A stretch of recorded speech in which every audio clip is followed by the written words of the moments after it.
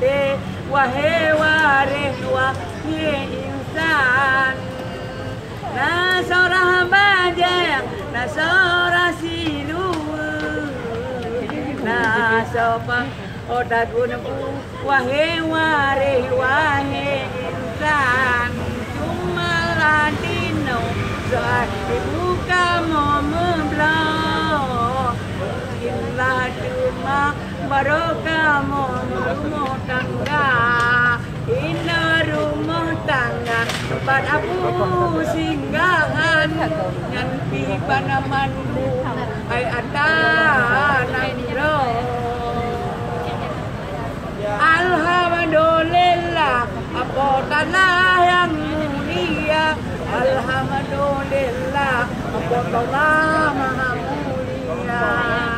Maha segalanya maha dunia baginya satu sah. Jadi maha mulia maha progun maha nangrau donggun pakon maha nangrau dan memiliki dunia. Jadi pamandung dunia pamandung bumo nyan ada posido Allah Subhanahu wa ta'ala.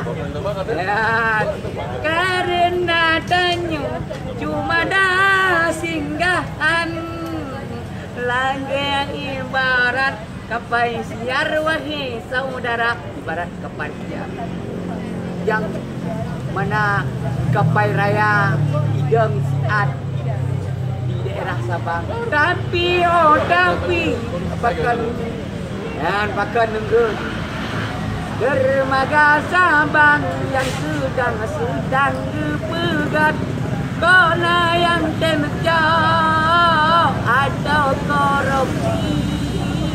Olah pedani wahai saudara dipegah leware masa lalu.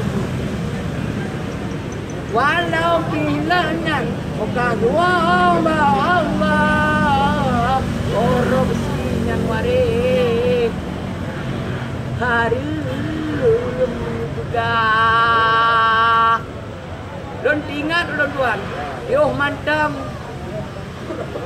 Soekarno kena ya don tuan dan yang dari Soekarno. Apakah kalau korupsi uang negara yang mana uang tersebut dan bukan pembangunan atau hal-hal lain diambil oleh pemimpin ataupun oleh pejabat,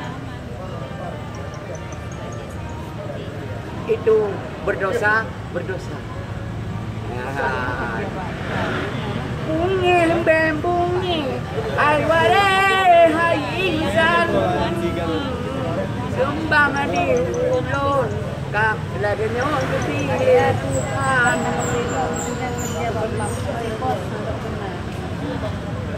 Alhamdulillah hanya ini kata-kata baik dari ulun.